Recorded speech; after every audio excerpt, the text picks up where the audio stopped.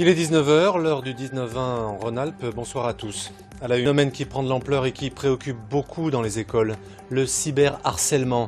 Témoignage d'élèves victimes à écouter dans ce journal. Et puis, mon invité du soir dirige un centre scolaire du Beaujolais qui va expérimenter une assurance anti-harcèlement. Que faire pour protéger les élèves contre le cyberharcèlement? La plupart des établissements scolaires sont confrontés à ce phénomène qui prend de l'ampleur et qui parfois déstabilise toute une communauté éducative. Dans le Beaujolais, le groupe scolaire Notre-Dame a décidé de mener une expérimentation inédite. Il a souscrit à une assurance spécifique anti-harcèlement. Elle a été officialisée cet après-midi. L'idée, c'est d'aider les enfants victimes et leurs familles. Il est prévu notamment un accompagnement thérapeutique, juridique et même un nettoyage des réseaux sociaux. Bonsoir Christophe Audard. Bonsoir Olivier Michel. Vous dirigez le centre scolaire Notre-Dame. D'abord, question simple, pourquoi avoir eu recours à une assurance?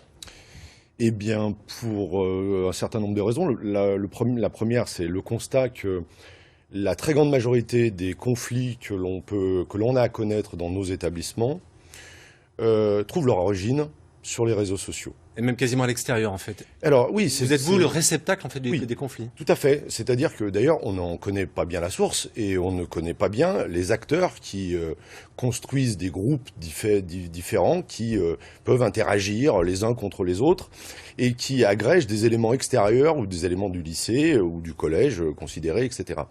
Donc ça, c'est le premier constat.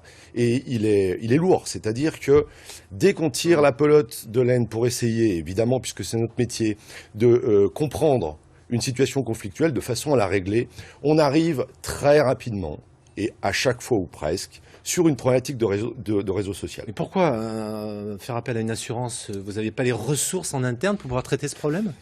Alors, évidemment on conduit sur le sujet un travail considérable avec les acteurs de la vie scolaire, avec les professeurs principaux, avec l'infirmière scolaire, avec les directeurs et directrices qui sont tous mobilisés. C'est un des sujets... Mais vous allez chercher des compétences spécifiques, spécialisées ailleurs. C'est ça l'idée derrière. L'idée, c'est effectivement de se doter de compétences spécifiques. Vous avez parlé du nettoyage des réseaux sociaux.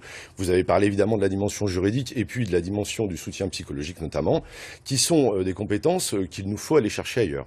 Est-ce que ce recours à l'assurance, c'est pas d'une certaine manière un constat d'échec des adultes? Oui, alors c'est sans doute un constat d'échec, surtout un constat d'échec, sur le sujet, il y a sans doute un manque de lucidité qui est sans doute très probant.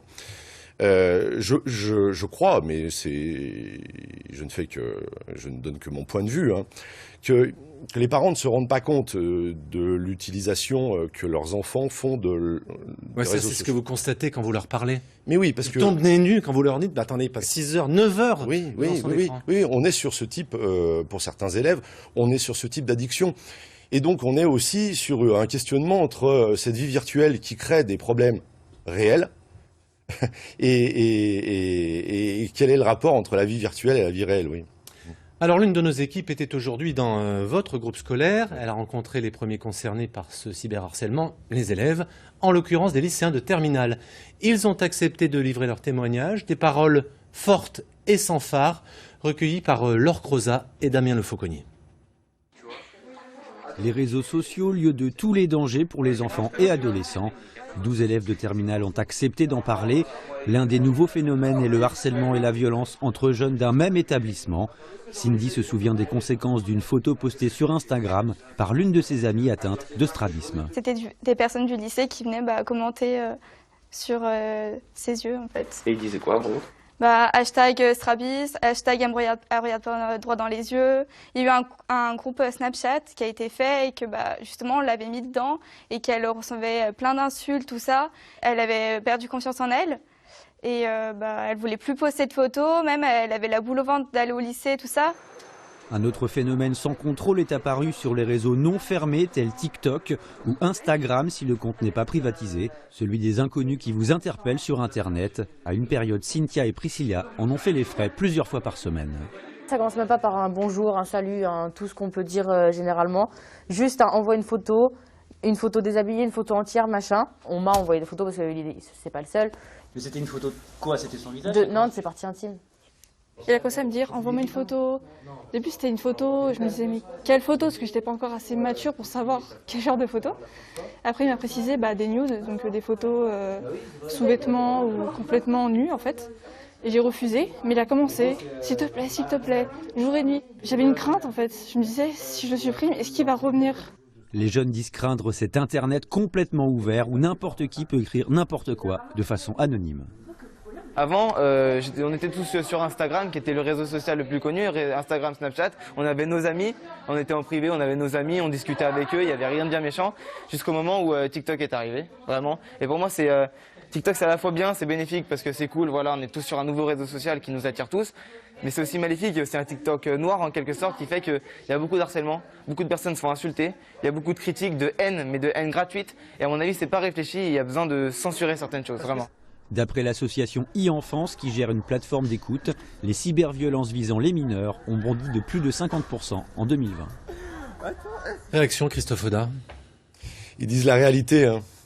Voilà, ils disent leur réalité. Et d'ailleurs, il faudrait qu'on les écoute un peu davantage sur ce sujet-là, parce qu'on est souvent, nous, un peu en retard. Voilà, ils disent leur réalité. Et pour continuer quand même sur le pourquoi, tout ça peut produire des choses extrêmement graves pour certains gamins. Et donc là, il s'agit de pas rigoler. Il s'agit de pas perdre de vue que cette espèce de brouillard, de brouillard que produisent ces réseaux sociaux, on pourrait passer à travers, nous, éducateurs, on pourrait passer à travers des faits graves. Est-ce que cette idée d'assurance aussi, c'est l'idée de remettre du droit, de la légalité dans un brouillard d'irrationalité ? Tout à fait. Dès qu'on constate une situation, on est dans l'émotion. Les parents sont dans l'émotion. Parfois même, d'ailleurs, on a l'ambiguïté des 2 parents ou 3 parents considérés qui sont eux-mêmes, qui considèrent qu'ils sont eux-mêmes victimes. Tout le monde étant victime, ce qui est d'ailleurs sans doute vrai, sachant que... Ils sont victimes, parfois ils culpabilisent parce qu'ils découvrent à ce moment-là que leur enfant finalement est sur les réseaux sociaux et puis s'est laissé manipuler. Tout à fait. Tout à fait. Et donc, à ce moment-là, nous, on est évidemment au soutien de ces parents-là, mais y apporter de la compétence juridique, psychologique, de la distance aussi avec une démarche d'assurance. Et un accompagnement. Un accompagnement. Et enfin, j'ai oublié toute une démarche de prévention avec l'association Marion la main tendue, qui est une démarche importante, parce que la prévention, c'est essentiel. Merci beaucoup, Christophe Audat. Merci infiniment. Merci.